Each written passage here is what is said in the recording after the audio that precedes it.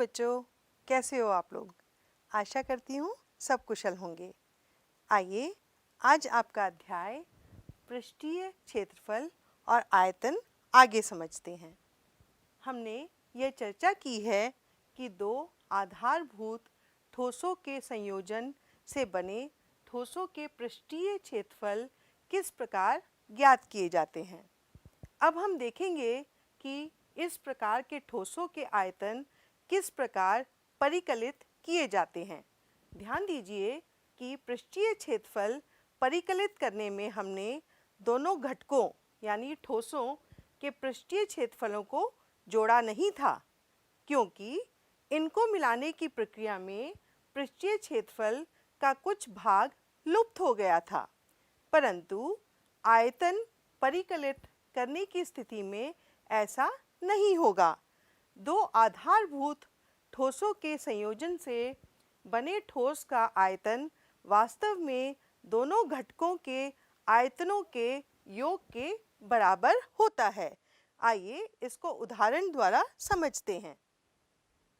पहला उदाहरण, एक जूस बेचने वाला अपने ग्राहकों को आकृति में दर्शाए गिलासों से जूस देता था। बेलनाकार गिलास का आंतरिक व्यास 5 सेंटीमीटर था, परंतु गिलास के निचले आधार यानी तली में एक उभरा हुआ अर्धगोला था, जिससे गिलास की धारिता कम हो जाती थी। यदि एक गिलास की ऊंचाई 10 सेंटीमीटर थी, तो गिलास की आभासी धारिता तथा उसकी वास्तविक धारिता ज्ञात कीजिए। पाई बराबर 3.14 लीजिए। आइए इसका हल समझते हैं। चूंकि गिलास का आंतरिक व्यास 5 सेंटीमीटर है और ऊंचाई 10 सेंटीमीटर है, इसलिए गिलास की आभासी धारिता कितनी होगी? पाई आर स्क्वायर एच। पाई का मान हमने रखा 3.14 गुना 2.5 गुना 2.5 गुना 10 सेंटीमीटर क्यूब, जो बराबर होता है 196.25 सेंटीमीटर क्यूब। परंतु इसकी वास्तविक धारिता उपरोक्त धारिता से आधार में बने अर्धगोले के आयतन के बराबर कम है, अर्थात कमी बराबर है 2/3 पाई आर क्यूब के। इसको भी निकाल लेते हैं। ये बराबर है 2/3 गुना 3.14 गुना 2.5 गुना 2.5 गुना 2.5 सेंटीमीटर क्यूब।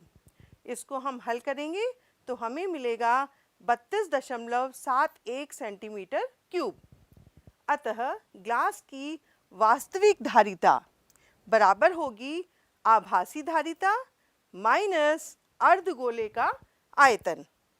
इस प्रकार 196.25 माइनस 32.71 यानी 183.54 सेंटीमीटर क्यूब, ये हमारी वास्तविक धारिता आएगी। आगे देखते हैं। प्रश्नावली 13.2 का पहला प्रश्न, जब तक अन्यथा ना कहा जाए पाई का मान 22/7 लीजिए। प्रश्न है, एक ठोस एक अर्धगोले पर खड़े एक शंकु के आकार का है, जिनकी त्रिज्याएं 1 सेंटीमीटर हैं तथा शंकु की ऊंचाई उसकी त्रिज्या के बराबर है। इस ठोस का आयतन पाई के पदों में ज्ञात कीजिए। आपको आकृति में दिख रहा है कि ये अर्धगोलाकार 1 सेंटीमीटर है और इसकी ऊंचाई, शंकु की ऊंचाई भी 1 सेंटीमीटर है। आइए, तो शंकाकार भाग की ऊंचाई h बराबर है शंकाकार भाग की त्रिज्या के, जो है 1 सेंटीमीटर। शंकाकार भाग की त्रिज्या r बराबर है अर्धगोलाकार भाग की त्रिज्या के, जो 1 सेंटीमीटर है। ठोस का आयतन बराबर होगा शंकाकार भाग का आयतन प्लस अर्धगोलाकार भाग का आयतन। इस प्रकार 1/3 pi are square h plus 2/3 pi r cube होगा। अब देखिए इसमें हम उभयनिष्ठ ले लेते हैं 1/3 पाई आर स्क्वायर को, और कोष्टक में हमारे पास बचेगा h प्लस 2r। इस प्रकार 1/3 पाई गुना 1 का वर्ग और ब्रैकेट में 1 प्लस 2, ये 3 और ये 3 कट जाएगा और हमें इस प्रकार उत्तर मिलेगा पाई सेंटीमीटर क्यूब। ठीक है बच्चों, सरल था ना। आइए अगला प्रश्न देखते हैं। दूसरा प्रश्न, एक इंजीनियरिंग के विद्यार्थी रचेल से एक पतली एल्युमिनियम की शीट का प्रयोग करते हुए एक मॉडल बनाने को कहा गया जो एक ऐसे बेलन के आकार का हो जिसके दोनों सिरों पर 2 शंकु जुड़े हुए हों। इस मॉडल का व्यास 3 सेंटीमीटर है और इसकी लंबाई 12 सेंटीमीटर है। यदि प्रत्येक शंकु की ऊंचाई 2 सेंटीमीटर हो तो रचेल द्वारा बनाए गए मॉडल में अंतर्विष्ट हवा का आयतन ज्ञात कीजिए। यह मान लीजिए कि मॉडल की आंतरिक और बाहरी विमाएं लगभग बराबर हैं। आकृति में देखिए, ये पूरी उसकी लंबाई है 12 सेंटीमीटर, यहाँ 2 सेंटीमीटर और ये 2 सेंटीमीटर। अगर हम ये 4 सेंटीमीटर घटा देंगे तो हमें बेलनाकार आकृति की ऊंचाई आएगी 8 सेंटीमीटर। ठीक है, आइए शंक्वाकार भाग की ऊंचाई h1 2 सेंटीमीटर दी हुई है। शंक्वाकार भाग की त्रिज्या r बराबर है बेलनाकार भाग की त्रिज्या के, जो बराबर है 3/2 सेंटीमीटर। आइए इसको हल करते हैं। बेलनाकार भाग की ऊंचाई h2 बराबर होगी 12 माइनस 2 गुना शंक्वाकार भाग की ऊंचाई। इस प्रकार 12 माइनस 2 गुना 2, ये हुआ 12 माइनस 4 बराबर 8 सेंटीमीटर। मॉडल में अंतर्विष्ट हवा का आयतन बराबर होगा बेलनाकार भाग का आयतन प्लस शंक्वाकार भाग का आयतन। देखिए यहाँ पर सूत्र हम जानते हैं, pi are square h2 plus 2 गुना 1/3 पाई आर स्क्वायर h1। इसमें हमने मान रखा पाई गुना 3/2 का वर्ग गुना 8 प्लस 2 गुना 1/3 गुना पाई गुना 3/2 का वर्ग गुना 2। इसको हल करके हम पाते हैं ये आएगा 18 पाई के बराबर और ये आएगा 3 पाई के बराबर। 18 और 3 हो गया 21। इस प्रकार 21 पाई बराबर हुआ 21 गुना 22/7। 7 से हमने 21 को काटा 3 गुना 22 हो गया 66 सेंटीमीटर क्यूब। समझ में आया बच्चों? प्यारा प्रश्न था ना। आइए अगला प्रश्न करते हैं। एक गुलाब जामुन में उसके आयतन की लगभग 30% चीनी की चाशनी होती है। 45 गुलाब जामुनों में लगभग कितनी चाशनी होगी यदि प्रत्येक गुलाब जामुन का एक बेलन के आकार का है जिसके दोनों सिरे अर्ध गोलाकार हैं तथा इसकी लंबाई 5 सेंटीमीटर और व्यास 2.8 सेंटीमीटर है। देखिए आकृति में, यहाँ हम एक गुलाब जामुन बना लेते हैं।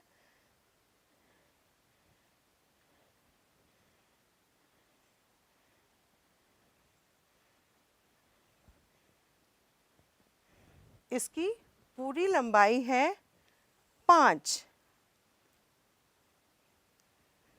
और व्यास है 2.8। ये यहाँ पर तो 5 में से हम ये घटा लेंगे,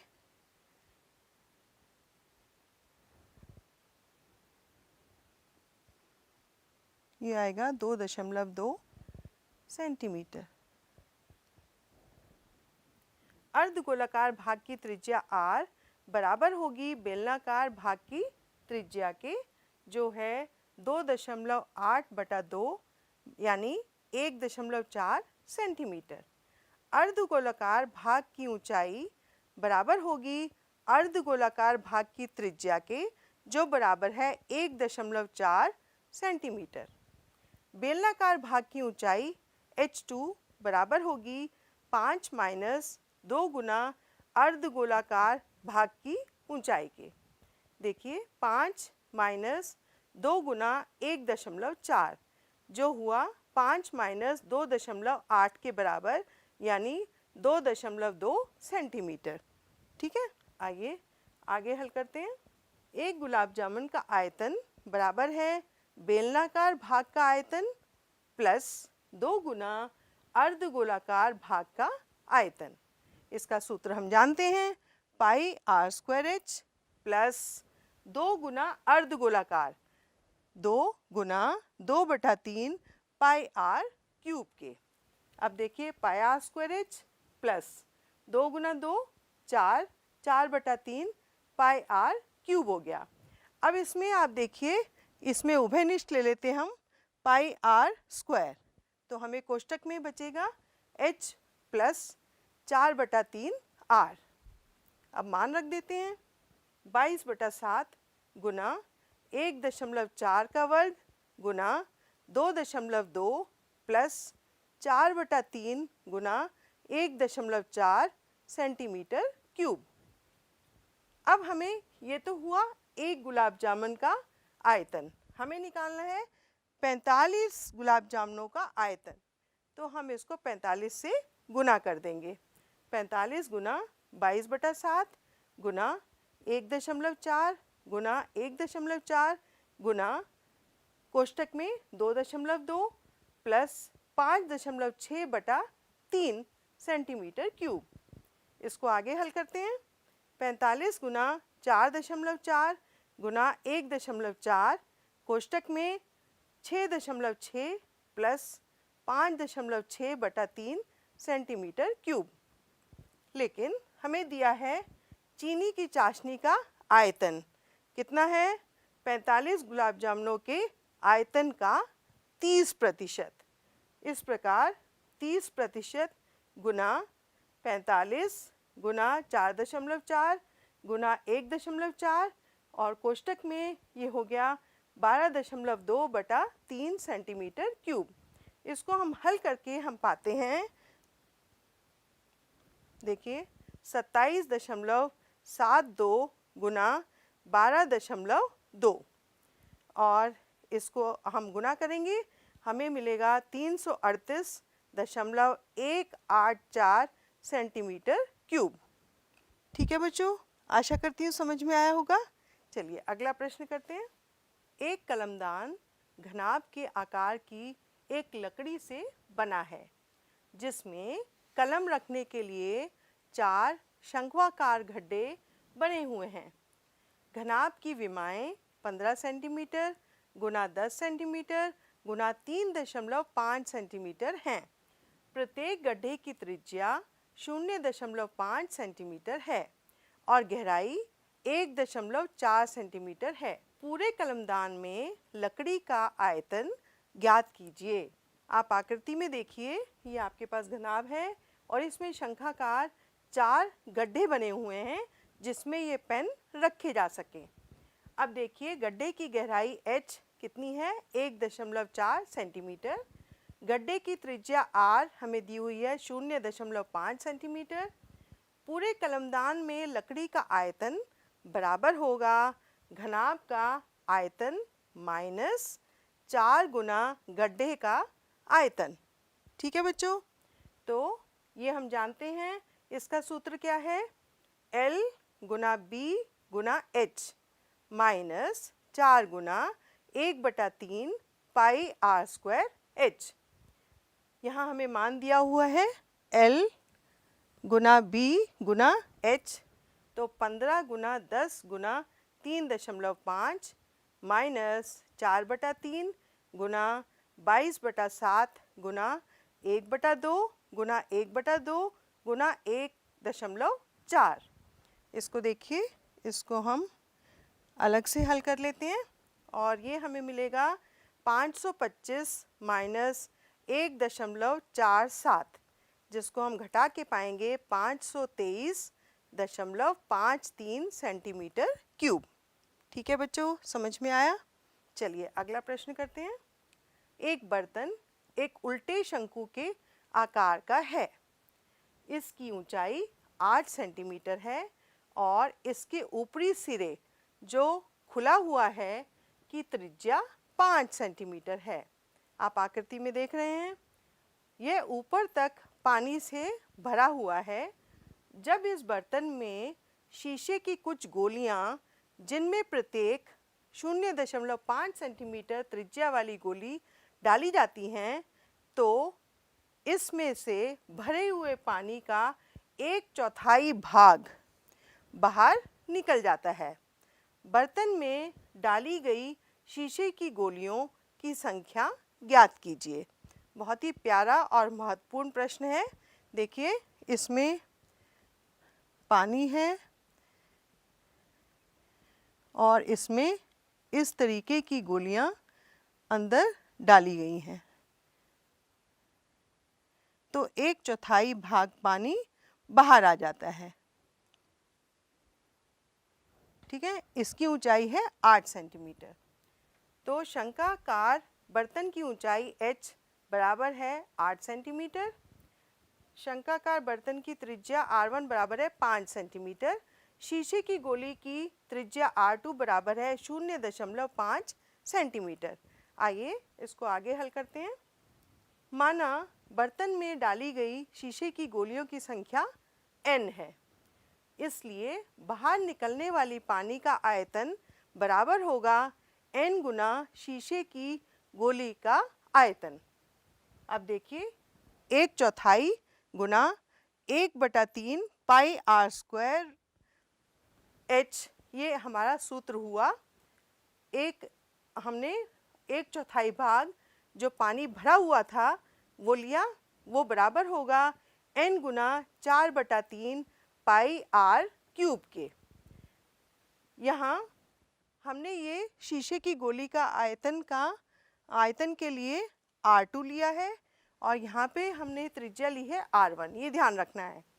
अब ध्यान से देखिए, हमारे पास पाई और पाई हमने काट दिया और ये 3 और 3 भी कट जाएगा, तो हमारे पास बचेगा r1 स्क्वायर h बराबर है n गुना, ये 4 इससे 4 गुना होकर के हो जाएगा 16 r2 का क्यूब।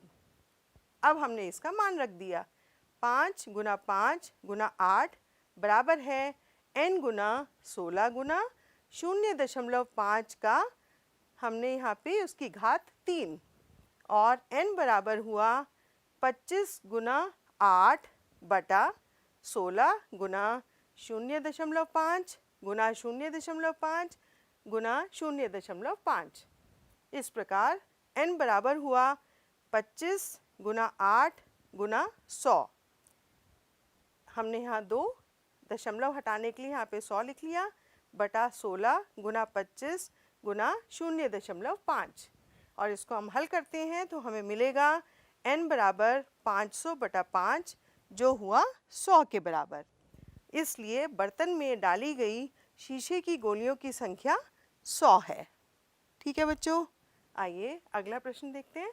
ऊंचाई 220 सेंटीमीटर और आधार व्यास 24 सेंटीमीटर वाले एक बेलन, जिस पर ऊंचाई 60 सेंटीमीटर और त्रिज्या 8 सेंटीमीटर वाला एक अन्य बेलन आरोपित है, से लोहे का एक स्तंभ बना है। ये देखिए, यहाँ पे एक लोहे का स्तंभ है, उसके ऊपर एक और छोटा लोहे का स्तंभ है। इस स्तंभ का द्रव्यमान ज्ञात कीजिए, जबकि दिया है 1 सेंटीमीटर क्यूब लोहे का द्रव्यमान लगभग 8 ग्राम होता है। पाई बराबर 3.14 लीजिए।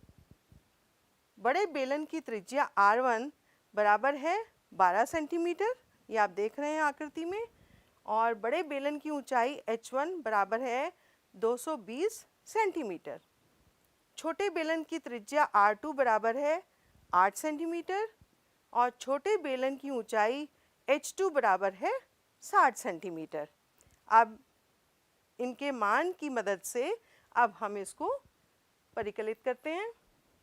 स्तंभ का आयतन बराबर होगा बड़े बेलन का आयतन प्लस छोटे बेलन का आयतन। हमारे पास सूत्र है पाई r1 square h1 plus pi r2 square h2। अब देखिए पाई हमने उभयनिष्ठ ले लिया और कोष्टक में हमारे पास बचा r1 स्क्वायर यानी 12 गुना 12 हो गया 144 गुना 220 प्लस ये हुआ 8 गुना 8 64 गुना 60। इस प्रकार 3.14 गुना 35,520 मिलेगा और इसको हम गुना करेंगे तो हमें मिलेगा 1,11,532.8 सेंटीमीटर क्यूब। ठीक है बच्चों, अब हमें इसमें दिया हुआ है 1 सेंटीमीटर क्यूब लोहे का द्रव्यमान कितना है 8 ग्राम, इसलिए 1,11,532.8 सेंटीमीटर क्यूब लोहे का द्रव्यमान कितना होगा, इसको हम 8 से गुना कर देंगे।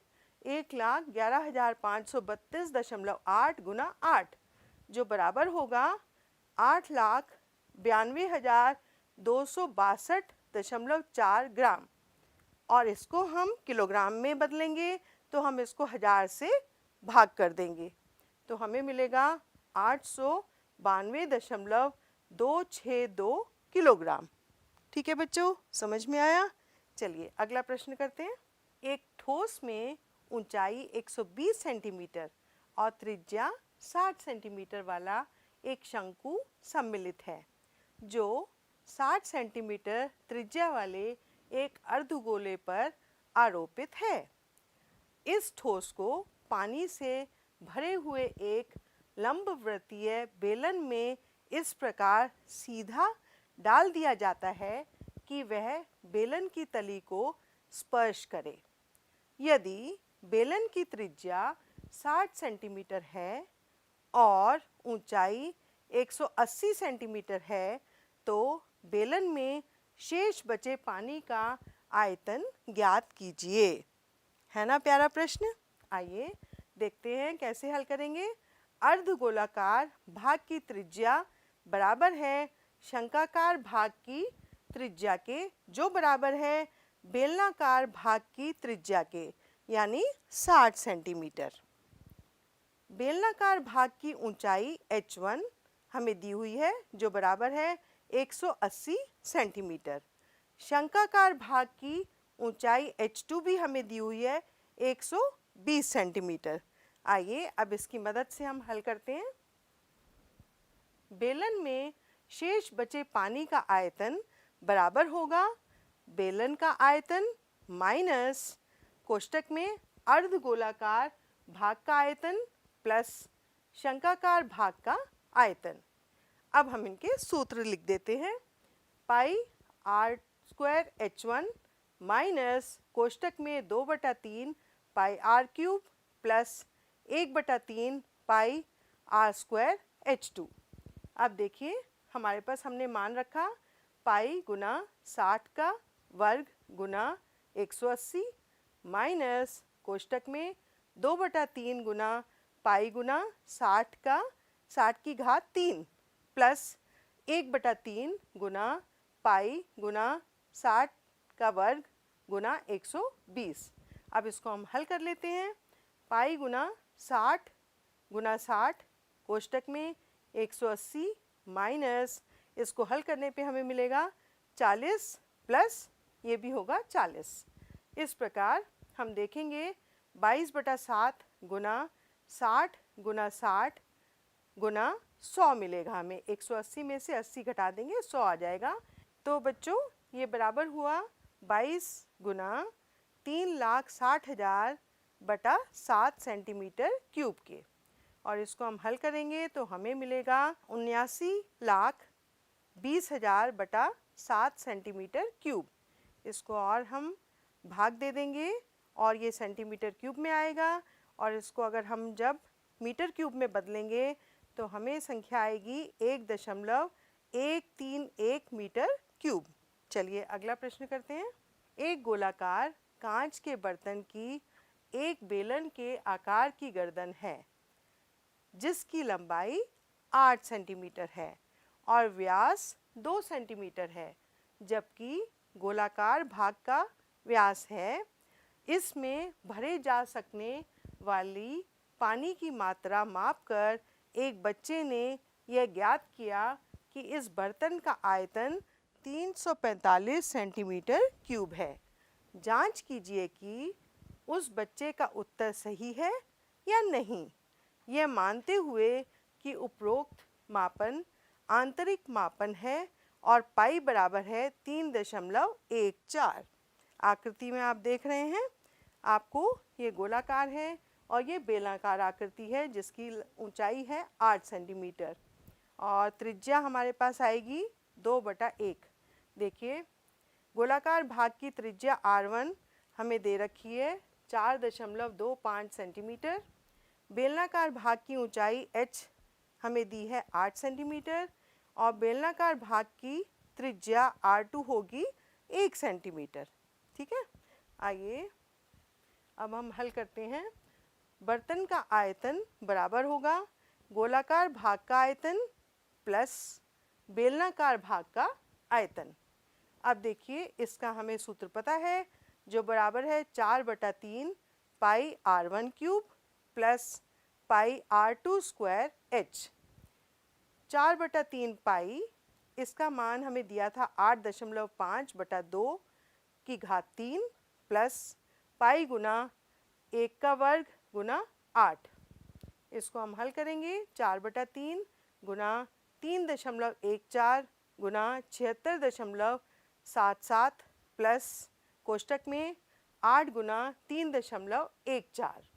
इसको हल करके हम पाते हैं 321.392 प्लस 25.12।